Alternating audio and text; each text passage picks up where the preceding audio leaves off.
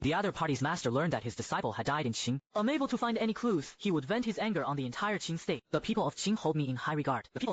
I have no reason to involve the innocent people of Qing. If the other party dares to retaliate against the people of Qing, I wouldn't mind setting up a divination board. Following the chain of karma, I would eliminate every cultivator they know. The next day arrived. A deep voice echoed outside the Imperial Preceptor's residence. His disciple is powerless. Rogue cultivator Chu Tian brings his rebellious disciple to plead guilty with thorns on his back. I beg for the venerable's punishment. Cut off one arm and then leave. If I discover any cultivator acting recklessly in Qing in the future, they will be executed without mercy. Understood. Swoosh. Outside, the sound of blades severing parts of two bodies was heard. Having mutilated individuals outside the Imperial Preceptor's residence is inauspicious. Let it not happen again. Get lost. Thank you, Imperial Preceptor. Outside the residence, Chu Tian picked up his severed arm and reattached it using a spell. He then reattached the arm of his unconscious disciple beside him. After a solemn bow, he departed. He's not someone to be trifled with. Upon receiving the news, his first thought was how to eliminate this mortal Imperial Preceptor. However, upon inquiry, he learned that traces of this person existed 10,000 years ago. He must be at least a soul division expert by now. News spread of an immortal personally kneeling to apologize. The name of the Imperial Preceptor once again resonated throughout Qing. It is said the Imperial Preceptor has been in seclusion for many years. Could he have emerged from seclusion during the new Emperor's coronation ceremony? Sweet dew descended from the heavens. Could it truly be the Imperial Preceptor's doing? The next day, spiritual energy revived across the continent. King O wished for all citizens of Great Qing to cultivate immortality. He came specifically to seek an audience with the Imperial Preceptor. The Emperor of Qing knelt outside the Imperial Preceptor's residence. The red wooden door slowly opened. The door opening to welcome a guest indicated the matter could be discussed. King O was overjoyed. I sat cross-legged on a stone slab beneath an ancient tree with a dense canopy. My eyes remained closed, but my lips moved first. Why? King O dared not be careless. He approached respectfully, knelt, straightened his back, and said, Imperial Preceptor, last night, spiritual energy revived across the continent, increasing more than tenfold compared to before. In our Qing state, over 100 children awakened the spiritual roots without the aid of any sect's secret treasures. They directly awakened their spiritual roots.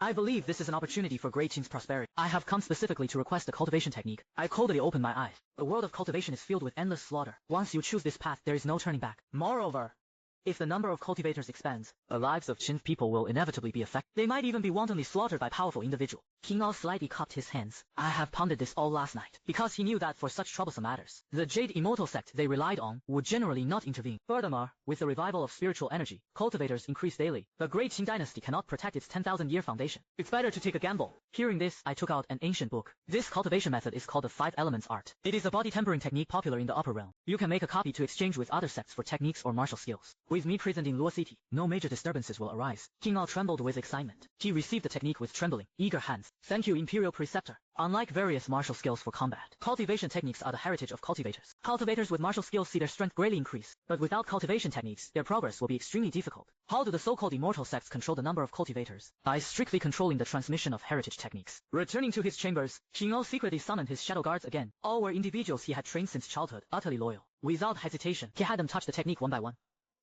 The spiritual roots awakened by these shadow guards were no weaker than those of the ministers. They were clearly prodigies in cultivation.